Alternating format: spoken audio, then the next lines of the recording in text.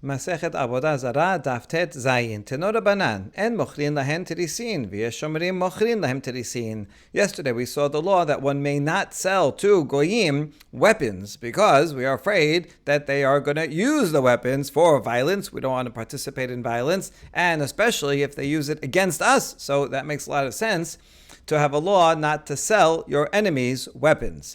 The question now is, what about shields that are not used for offense but only defense? So Tanakama says it's prohibited, but the Yesh Omrim says it's permitted. My ta'ama. What's the reason for Tanakama that say that shields are prohibited? If you say it's because they're going to use it for defense, and just like you don't sell your enemies weapons, you shouldn't sell them shields either for defense. So it doesn't make sense. You don't want to help out your enemies. If that's the reason, however, then we ask,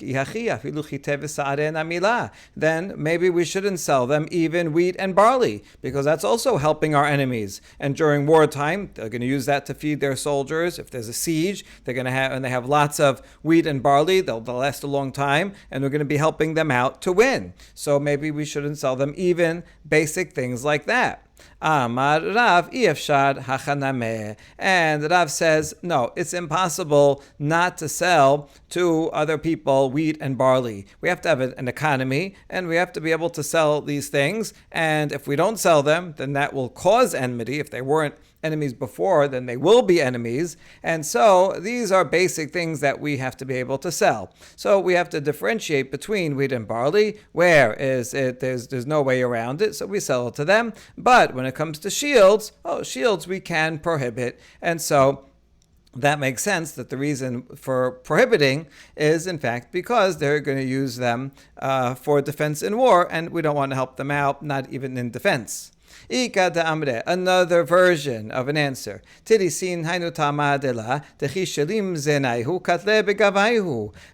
other opinion says that one is prohibited from selling shields because once they finish their weapons, once they run out of bows, then they will use the shields to kill. Shield is a big, strong thing made out of metal, and you can smash someone with it. So in fact, they can be used as offensive weapons as well. So just like you can't sell weapons, you can't sell shield.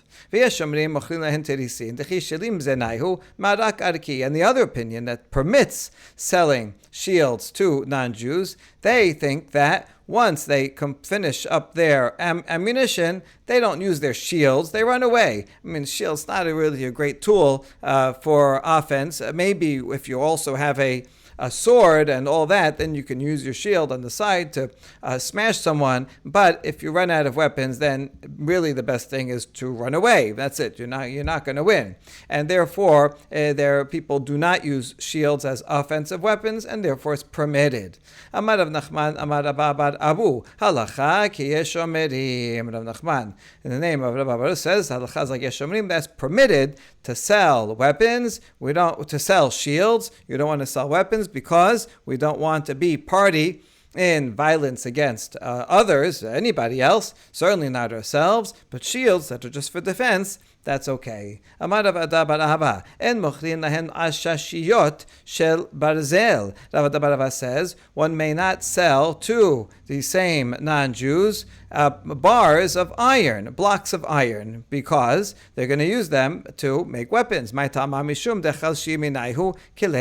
to melt them down and forge weapons. So don't even give them the raw materials to make weapons. Makes sense. Wait a second. If so, then don't sell them anything made out of metal, even hoes and axes. Although you're selling him an axe, he could melt it down and make a sword out of it. So maybe don't sell him anything made out of metal. Amar Rav Zavid befarzela hindu'a. Rav Zavid says, no, this law about not selling them a block of metal is talking about Indian iron, which is a very high quality, very strong, and is used for making weapons. So that is what you're not allowed to sell them, and Indian iron, anything made out of Indian iron or Indian iron blocks. But other household items like hoes and axes are not made out of such high quality iron and metal, and therefore those are not going to be melted down and used as weapons.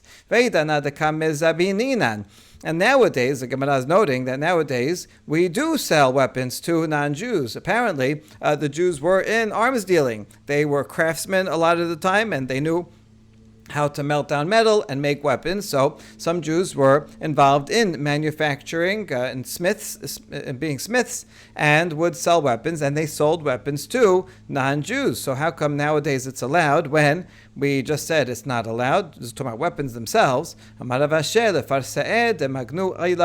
we sell them to the Persians because the Persians protect us. So we're talking about in Bavel, where there was generally tolerance of the Persian government for the Jewish community, and the Persian government, they're not using it to attack their own citizens. They protected their citizens against Romans and other people that were in the surrounding countries. And so it's for the benefit of the Jewish community that the Persians themselves have weapons. So we see from here that it's permitted to sell arms to friends.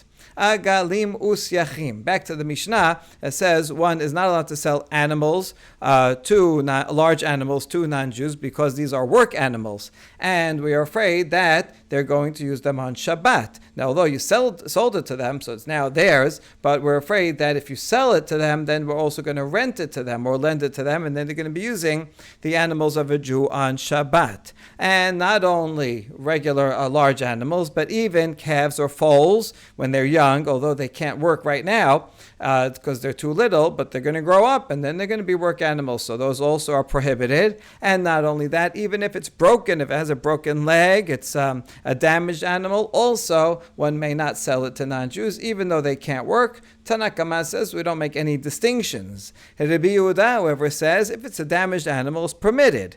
So now let's discuss Rabbi Yehuda. Tanya, Rabbi Yehuda matir b'shvura mipnei she'ena yechola litrapot ve'lechyot. Rabbi Yehuda says a Jew may sell a large animal if it's broken to a non-Jew because it's not going to get better and live. It's never going to get better. Unlike the young ones that will grow up and be used, these are never going to work. So we don't have to worry that they're going to work them on Shabbat. And the sages argued back against them and said, okay, even though they can't work in the field, but the owner is going to keep them alive because he can mate them and they will give birth. Also, they're fine. They can't walk very well and do work in the field, but if it has a broken leg, it can still bear a child. And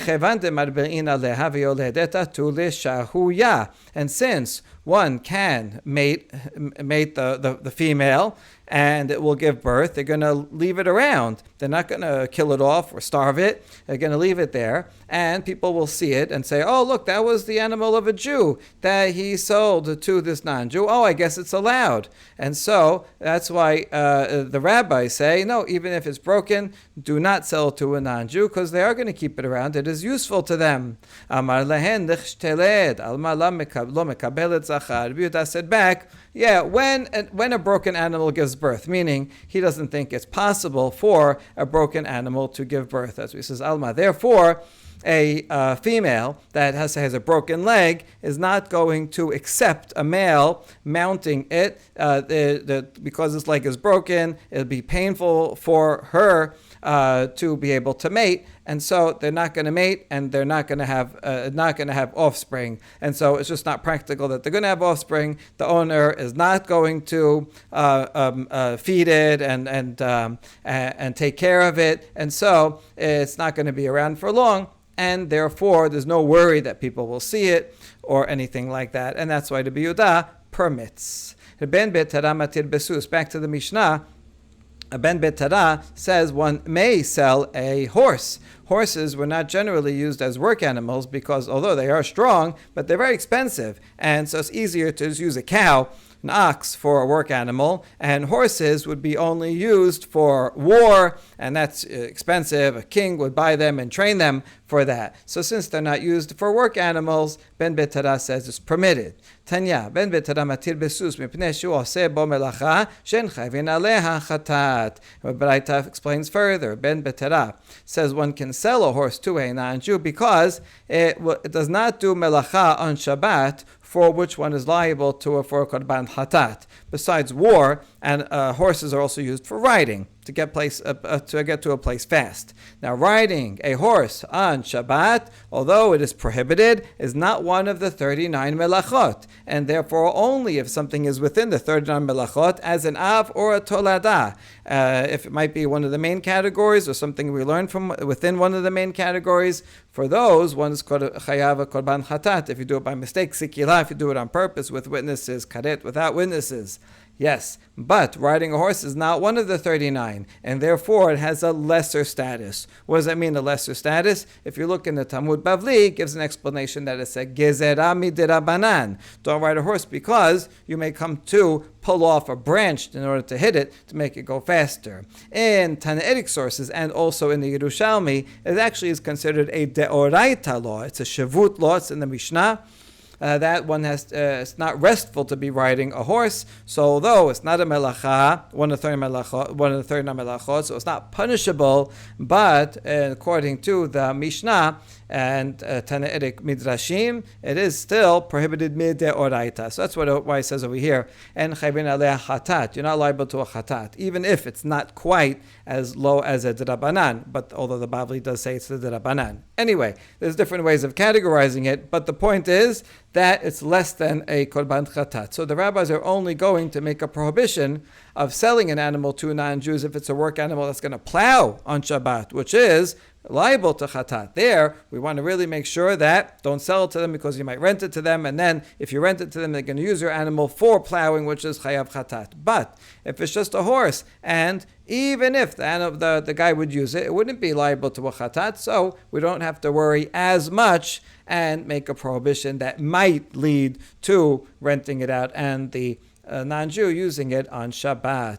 ורבי אוסר, מפני שני דברים, אחד משום תורת כלי זין, ואחד משום תורת בהמה גסה. However, Rabbi Yehuda Nasi and the other sages prohibit selling horses for two reasons. One, because it's a weapon. Horses were used like tanks. They would attack people and were very useful, and so we don't want enemies to have these horses. And second, because it has the status of a large animal. Let's see what that means. Bishlama torat keli zayin ika dekatil besichufe. We understand why it's called a weapon, because it strikes down enemies with its hooves. Yeah, it is a weapon. Ela torat behema gasa maihi. But what do you mean it's large livestock? Well, we said it's not really used in the field because you'd use an ox instead. Why would you use a horse? That's more expensive. Amar bi Yochanan lichshe yazkin mathino berechayim b'Shabbat. Yochanan explains it's true. Horses are going to be primarily used for war or for riding, but when it gets old and it can't ride fast anymore, but it still has some strength in it, so you'll use it to grind, to pull a millstone. And he may do that on Shabbat. So even though it's not a typical work animal, it is sometimes used as a work animal, and you might use it on Shabbat, and therefore it's prohibited like other big animals. Amar Rabbi Yochanan, even though he gave a reasoning for the prohibition, he himself thinks that it's permitted, like the opinion of Ben Betara, to sell a horse to a non-Jew. Now, question. Are you, as one, allowed to sell an ox that's at the fattener? Patam is a professional fattener. What you do if you have an animal and you want to slaughter it and eat it, you don't slaughter it right away. You give it to the fattener. He's a professional in stuffing the animal, force-feeding it with fatty food so it gets nice and big and plump, and then you slaughter it and you have a lot of meat.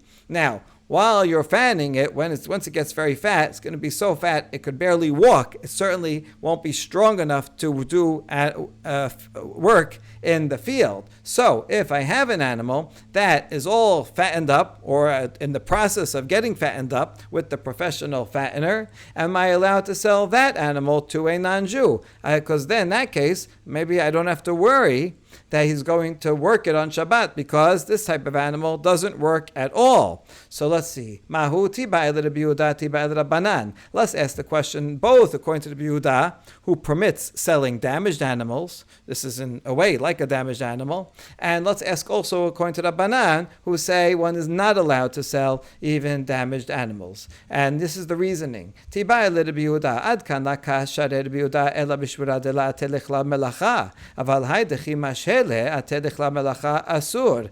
Let's ask the question according to Rabbi Yehuda, and it will be as follows. Maybe Rabbi Yehuda only permits if it's a broken animal because it's never going to get better, it has a bad leg, and it's never going to do work at all in the field. So it's certainly not going to do work on Shabbat. Remember, the Yehuda says it does not even good at mating. And so according to the Yehuda, yeah, you can sell it if it's broken because it's never going to be good. But the animal that's fattened up, it's possible to reverse that. You could change your mind. So, you know what? I was going to eat this animal at a big feast, but the feast was canceled. Now I want to take the animal back from the fattener, and I'll feed it very little for a while till it goes back to its normal size and gets its strength back, and then it can work again. So because fattening is reversible, perhaps it'd be even Rabbi Yehuda who says you can sell a damaged animal would say that one cannot sell a fattened animal because a fattened animal, you can reverse the fattening process and it will be strong and it will be a work animal. Or dilma fil Rabbanan, la kasri hatam ela me destameh lav l'shechita ka'eh, aval hai destameh l'shechita ka'eh afil Rabbanan sharu. Or we can also ask according to Rabbanan. He says you're not allowed to sell animals, even damaged animals, because ordinarily, it's not going to be used for shechita. A damaged animal, we're just going to let it go. We're not going to. We don't assume that it is for shechita. So we don't know what they're going to use it for. They may use it for mating. That's what Rabbanan said. That is used for mating, so they're going to keep it around. But this animal, that is being fattened, once you give it to the fattener, and now it's all fat, and ready for slaughter, then perhaps Rabbanan would say you can give it to the non-Jew because we assume he's going to slaughter it, and he's going to slaughter it soon. And not going to keep it around because he wants to slaughter it while it's nice and big and fat, straight from the fattener. And so maybe that would be permitted. Tashema, we have an answer. Damar Rav Yehuda Amar Shemuel. של בית רבי היו מקריבין שור של פתם ביום אדם. חסר 4 רבבן שאין מקריבין אותו היום אלא למחר. חסר 4 רבבן שאין מקריבין אותו חי אלא שחוט. חסר 4 רבבן שאין מקריבין אותו כל עיקר. Shemuel reports that in the house of Rabbi Yehuda Nasi, he was a Nasi, very important, he had close relations with the Romans, and the Romans required Rabbi to bring them a nice, big, fat animal, shor shel patam, a fattened ox, on their holiday, on their idolatrous holiday. They said you have to participate. Now, it could be makribin is not actually to sacrifice it, because if it was sacrificed, that would be Avoda Zara. In any case, he wants to get around both the prohibition of participating in idolatry, and also this is a big work animal, and he wants to get out of that prohibition also. So he gives bribes in order to get out of it. But the bribes are step-by-step bribes. You can't just bribe all at once. Yeah, you can only bribe some at a time to get one dispensation and then another. So, at first they said you have to bring this animal on their holiday. And so then he deprived himself of, the household deprives themselves of 40,000 dinar. And then they said, okay, you know what? You don't have to bring it today on the holiday. You could bring it tomorrow. Okay, good. That way there's certainly no problem of idolatry because you're only selling it to them tomorrow. So then they deprived themselves of another 40,000 dinar that they gave as a second bribe, that they would not have to give it alive, but only the slaughtered. And then you won't have any problem of selling them an animal that they might use to work on Shabbat. You're not going to use it because it's already dead. And then they gave another 40,000 dinar to not have to give them an animal at all. We just don't want to even participate. We don't want to get involved. And through these 3 bribes, Rabbi Yehuda Nasi and his household was able to get out of this tax requirement. My ta'ama, now why did they pay all these bribes? La mishum dilma tele shahuye. Is it not the second bribe that it should be slaughtered and not given alive? Why did he require that? After all, it was a fattened ox. So if it's a fattened ox, can't we assume that they're going to slaughter it? So then what's the problem? So give him a fattened ox. It's on the next day, so there's no problem of idolatry. So just give him a fattened ox on that day, and he's certainly going to slaughter it. So doesn't that mean if he would just give it, then that would show us permitted? But he doesn't. He gives a bribe in order to give the animal shachut, slaughtered, and not alive. So that's a proof that one is prohibited from giving or selling a fattened animal to a non-Jew, because we are afraid that they will reverse the process, they'll change their mind, and then they may use it as a work animal and use it on Shabbat. So isn't that a good proof that it's prohibited? And we answer, it's not a good proof. According to you, why did he have to go through the process of giving them a bribe that it shouldn't be given today, but rather only tomorrow? Why go through all these whole process of these various bribes? In other words, if you're going to give it to them slaughtered anyway, so then they're not slaughtering it for idolatry. So rather, Rabbi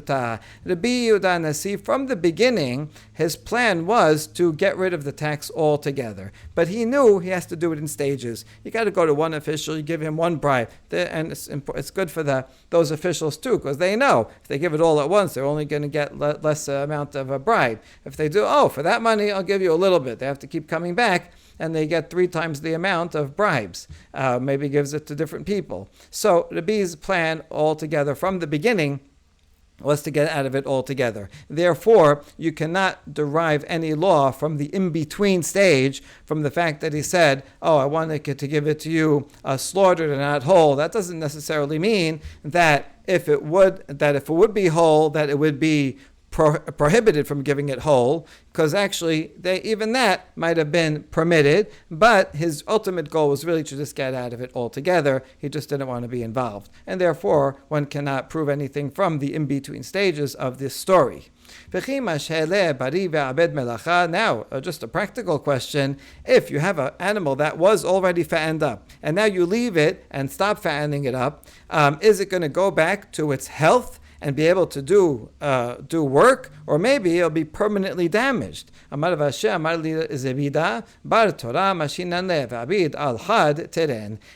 report that Rav Asher said that Zevida told him, we have a young ox that was fattened, and then they stopped it, and now it's nice and slim, and it can work twice the amount of other oxen. So not only does it not damage it, it actually makes the ox even stronger. So yes, it is possible to fatten it up, and then reverse the process and make it a work animal once again. Next Mishnah, En mochrin lahem dubin va'arayot v'chol davar sheyesh bo nezek la'rabim. One may not sell to non-Jews bears or lions or anything that will cause injury to the public. These are dangerous items, and they might use it in bad ways.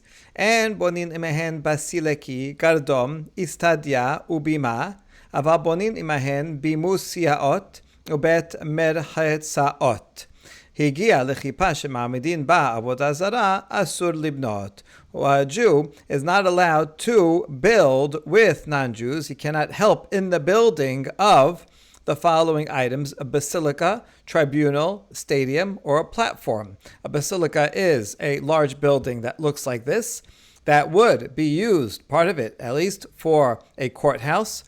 And a bima, here's another basilica, and that's the first item. And also a beam, that's basilica. Gardom is a platform on which also it would be used as a courthouse. The judge and the defendant would go up to the gardom. Literally means steps that you would go up to. and Istadia, a stadium, and also this Bima platform. All of these things, or at least most of them, were used for courthouses, and that's prohibited because the Romans, they had courts, but they weren't really fair courts, and a lot of times they would arrest Jews for false charges and have them killed. And so, since this is a place of injustice rather than justice, one should not participate in the building of such courthouses. At stadium also is a place where they would have gladiatorial fights, and where they would take prisoners or slaves and send them out to fight and to be killed. And so all these places, one is not allowed to participate in building. However, one can build these small platforms, bimusiaot, or other versions say that it's actually referring to dimusiaot, a public building, or a bathhouse. So those are not used for anything terrible, and therefore one is permitted to help and build those things. However, even those items, once you get to the arched chamber where they put an idol, here's an arched chamber where an idol is placed. So this might be placed in the bathhouse as a decoration. So since an idol goes there, you can't build that section of it. You can build the rest of it or the rest of that small platform, but when you get to the idol place, then you cannot help work on that item. That's the Mishnah. Hamar Rav Chanin bar Rav Chisda. Amri la Rav Chanan bar Rava. Amar Rav. Rav Chanin, the son of Rav Chisda, said. And others say that it was Rav Chanan bar Rava who said in the name of Rav. Chaya gasa harei kebemadaka lepirkus. This is a tangent. A non-domesticated large animal, for example, a buffalo, has the same status as a small animal when it comes to pirkus, spasming. The law is that for a small animal, if you want to slaughter it to eat it, then after you slaughter it, it has to spasm, it has to jump around, move around a bit, because that shows that it was healthy, it had its reflexes intact. After you kill it, like a chicken without a head, that happens to animals also, they move around. And that's a sign that it's kosher. So just like for a sheep, you have to make sure that it has a spasm after slaughter. So too for a buffalo. Buffalo is kosher. It's not sacrificed. It's not a domesticated animal. It's non-domesticated. But it is kosher. It has the signs of kosher animals. If you slaughter it, it has to have a spasm in order to know that it's kosher. And now to the law that's more relevant to our Mishnah. According to Rav, a buffalo, we'll just use that as an example of, instead of saying undomesticated large animal, is not the same as small animals with regard to selling. When it comes to selling small animals, if you're in a place where the custom is to sell them, that's okay, you can sell them. They're not used as work animals, and in those places we're not concerned about bestiality, so that's okay. But that's for small animals. However, Rav prohibits selling a buffalo to a non-Jew. No, you can't do that. That's his opinion. Vani Omer, however, Rav Chanin himself, or Rav Chanan himself, whoever said that, disagrees with Rav and says, Af lemechira makom shenagul limkor mochrin shelo limkor en mochrin. He says that a buffalo is the same as a small animal, also with regard to the law of selling. And if you're in a place where the custom is to sell, then it's permitted. Otherwise, if in a place that the custom is not to sell, then one may not do so. Tenan. Now we have a challenge against Rav from our Mishnah. That's why we brought this here. And mochrin lahen dubin v'arayot v'lo kol davar sheyesh bo nezek l'rabim. Our Mishnah taught that one is not permitted to sell to non-Jews bears or lions or things that are dangerous. Tama di'it ben nezek l'rabim. So that the reason here is only because it's going to cause injury to the public. Ha let ben nezek l'rabim shareh. But if it doesn't cause injury, then it would be permitted. So bears and lions, these are examples of large animals, non-domesticated, large non-domesticated animals, and it says the only reason why it's prohibited is because they are dangerous. But if not dangerous, then it'll be permitted. So if you have a buffalo is not dangerous, so therefore it should be permitted. But Rav said that a buffalo you're not allowed to sell to a non-Jew. We have a challenge to Rav. Amar Rabba bar Ula be'ari shavur. Rabba bar Ula says this inference that you made that if it's not dangerous, it's permitted. You can only make that inference if it was dealing with a lion that is damaged. Ve'alibad Rabbi Yehuda previously said that a damaged animal, a large animal that's damaged, a work animal like an ox, if it's damaged, then you're not going to use it to work on Shabbat, and therefore it's permitted. And so if we follow the Biudah that a damaged animal, the prohibition does not apply to that, so also it will not apply to a lion that is broken. In other words, the inference that we said, a lion is dangerous, therefore it's not allowed, but therefore other animals are allowed. No, we don't make that inference because we're dealing with a broken lion and we're following the Biudah. So in parallel, only if it's a broken or injured buffalo, then it would be allowed. An injured buffalo would be allowed. It can't work. But if it's not injured, then it's prohibited. So we reconcile the Mishnah with Rav. In fact, only if it's damaged is it permitted, and not if it's not damaged. Rav Asher Amar Setam Ari Shavuru Esem Malacha. Rav Asher says you don't even have to say that the Mishnah's inference is talking about a broken, an injured lion. Even if it's not injured, a lion cannot do work. When it comes to doing work, a lion is not going to listen to you. It's not going to say, pull this plow and go straight. It's just not going to listen. That's why it's not domesticated. That's the definition of not domesticated. And so it can't do work anyway. No one's going to work a lion on Shabbat. And therefore, even without having to make an okimta that we're talking about an injured lion, we can resolve the Mishnah according to Rav and say that yes, it's true that one is prohibited from selling a bear and a lion because they cause injury. But that's not the only reason. If it was just a lion, you can't sell it because it's a dangerous animal and it causes injury. Now, if not for that reason, it doesn't mean that it would be permitted, like for a buffalo, because a buffalo can do work. Unlike a lion. So in other words, for a lion, the only reason why you can't sell it is because it's a dangerous animal. That's true for a lion, but you can't infer from that any other animal that is not a danger to the public is permitted. No, a lion would otherwise be permitted because lions can't work. So the only reason to prohibit it is because it's dangerous. But a buffalo is prohibited because it can do work, and that's what Rav thinks. And therefore, we can reconcile Rav with our Mishnah. And now a challenge to the other side that permitted, Keshem she'en mochrin lahem behema gasa kach en mochrin lahen chaya gasa. Here, this baraita says, just like one may not sell a large domesticated animal to non-Jews, so too one may not sell a large undomesticated animal like a buffalo. And even in a place where you can sell a small animal, you cannot sell any large animal, not a buffalo. And this is a conclusive refutation against Rav Chanan bar Rava, who said it was permitted. This is against that, and it's a proof, in fact, for Rav. Okay, now we're going to have another version of everything that we just said, just in a slightly different manner. Ravina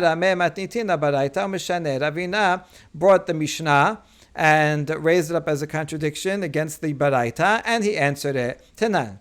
אין מוכרים להן דובין ואריות ולא כל דבר שיש בו נזק לרבים. תמה דאית בנזק העלית בנזק מוכרים. Knows Ravina is not starting off with the opinion of Rav and Rav Chanan bar Rava, but rather just taking the Mishnah and the Baraita directly against each other. And the Mishnah that said one may not sell bears and lions or anything that causes damage to the public. That's dangerous animals. So the reason why is because it's dangerous. But if it was not dangerous, you would be able to sell it like a buffalo. Would mean but we have a contradiction. Kishem shen mochrin behema gasa kach en mochrin chaya gasa. V'af makom shen mochrin behema daka chaya gasa en mochrin.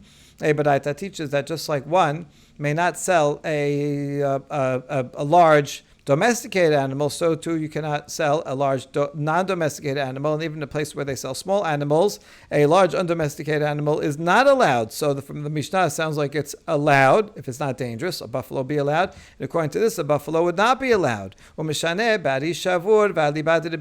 we answer, no, this over here, when it says a lion is not allowed to sell because it's dangerous, and that would imply that if it was not dangerous, then it would be okay. No, the implication would only apply to an injured lion who couldn't do work, and we would follow the Yehuda, who says that an injured animal is permitted. Rav Asher says you don't have to even say that, okimta, because lions cannot do work. They're the same as injured animals when it comes to doing work, because they're not domesticated and you can't keep them walking in a straight line and pulling something. And therefore, the only reason to prohibit the lion is, in fact, because it's dangerous. But the buffalo, yes, it's true, it's not dangerous, but it could be used for work, and that's why it prohibited it.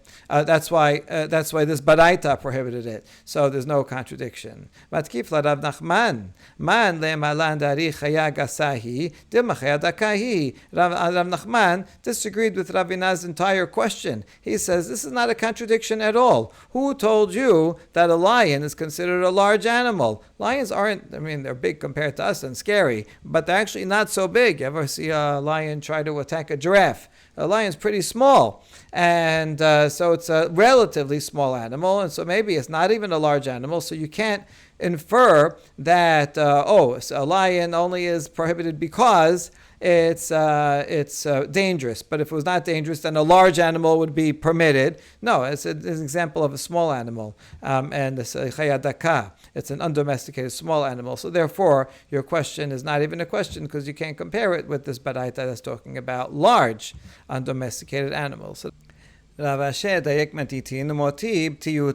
have basically a third version of the arguments that we just mentioned, and this is said by Rav Asher, who infers something from a Mishnah and used that to ask a question, and then he raised a refutation for against that for the other side, as follows. Tenan en mochrin lahen dubim v'arayot v'lo kol davar sheyesh bo nezek l'rabim tamadit benezek halet benezek mochrin. The Mishnah taught that one is not allowed to sell bears and lions or anything that will cause damage to the public. The reason is because these are dangerous and cause damage, but if not, then it would be permitted to sell. So therefore, a buffalo that does not cause damage to the public, it would be permitted to sell a buffalo. And that would be a challenge against Rav and a proof for Rav Chanan bar Rava. So that's the Dayek Matitin. However, then Motiv Tiyuvta, then he's going to raise a refutation the other way against Rav Chanan by saying Ta'ama Ari Tistamari Shavuru Etzel Melacha. The only reason why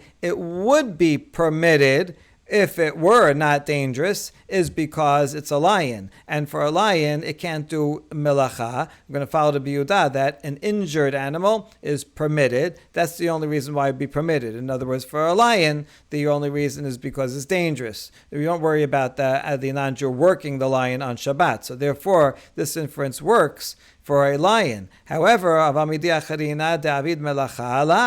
if it was a different animal, like a buffalo, that can do work, then this law would not be true, and one would be prohibited from selling a buffalo, which is in accordance with Rav Tiyuvta de Rav Chanan bar Rava Tiyuvta, and that will be a refutation of Rav Chanan bar Rava. And finally, we ask Chaya Gasa Miyat Mai Melacha Avda. Wait a second, a large undomesticated animal, can it really do work? Amar Abaye, Amar li Mor Yehuda deber Mor Yochani Tachanei Rechaim be'arod. And the answer is yes. As Mor Yehuda said, in the house of Mor Yochani, they would grind the mill with wild asses, even though they're wild and they are large beasts, so they're not typically domesticated, but can't do maybe certain types of work, but it can grind on the mill.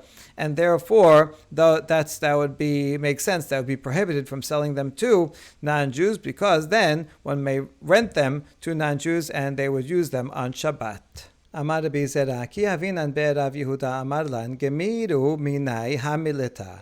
Demigabra rabba shemi'a li v'layadana imerav im Shemuel, chaya gasa, harei gabehema daka lepirkus. Rabbi Zera says, when I was in the home of Rav Yehuda, or in the Bet Midrash of Rav Yehuda, he told us, you should learn from me the following matter, because I learned it from a great man.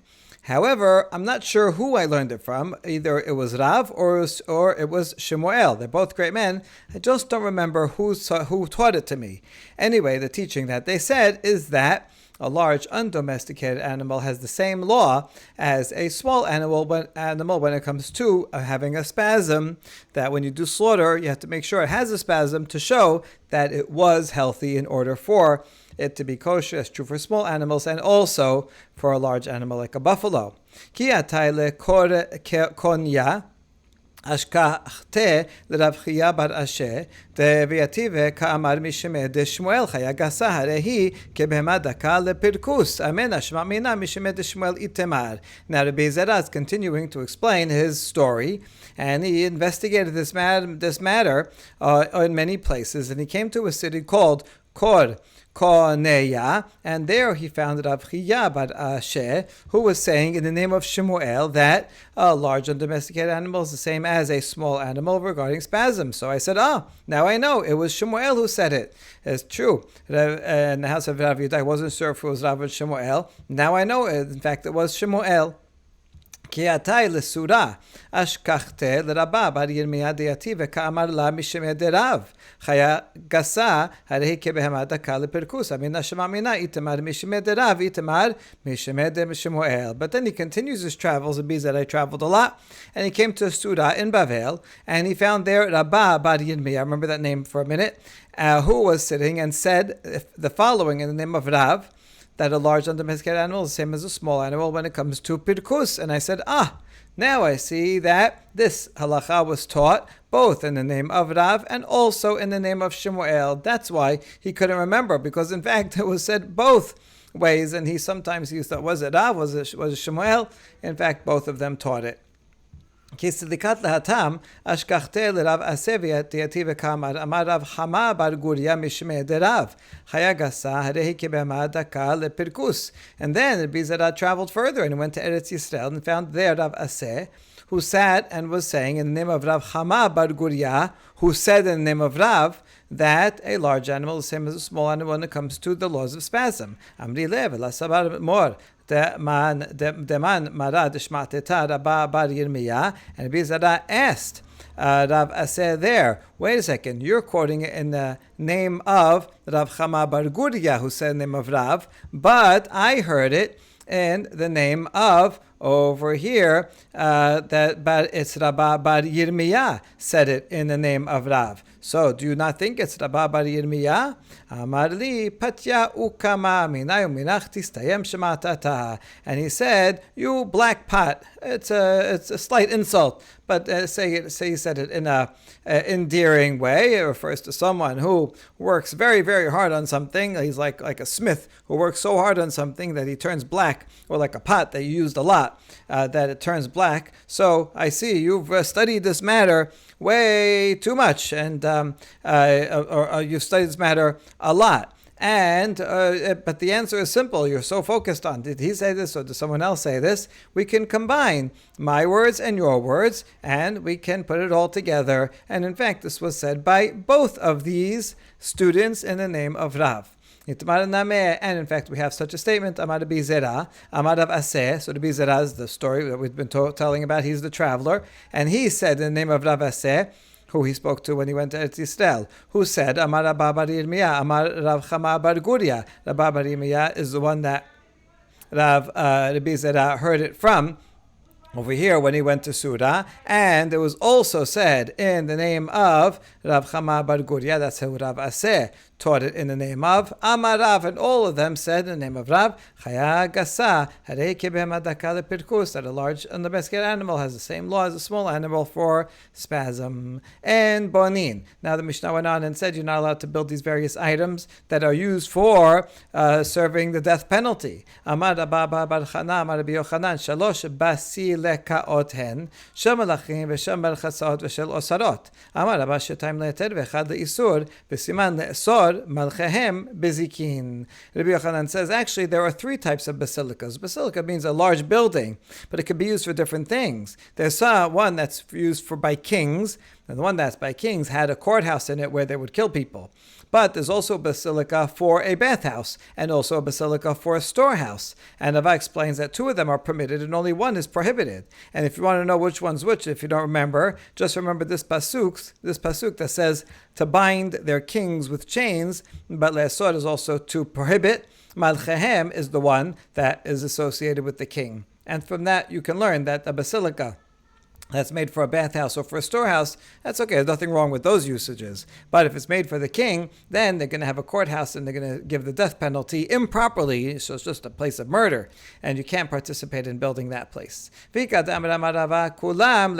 another version of what Rava said, and he said, all three are permitted. Wait a second. How could you say all three are permitted? It says you're not allowed to build a basilica. So that means there's some kind of basilica that's prohibited from building, and that's also a tribunal, a stadium, and a platform, because these were other places where they gave out the death penalty. No, read the basilica as being attached with the next three. One cannot build a basilica if it's attached to a gardom, to a tribunal. So if the building is used as a tribunal, or this building is built next to a stadium, attached to a stadium, or a platform, all these three places one does give death penalty there. And therefore the basilica that is built together with it is going to be prohibited. All of these are prohibited. But if it's a basilica that's not for any of these three, just for any other usage, then the basilica itself, if it's used for not used for death penalty, then they would be permitted. Baruch Adonai Leolam, Amen ve'amen.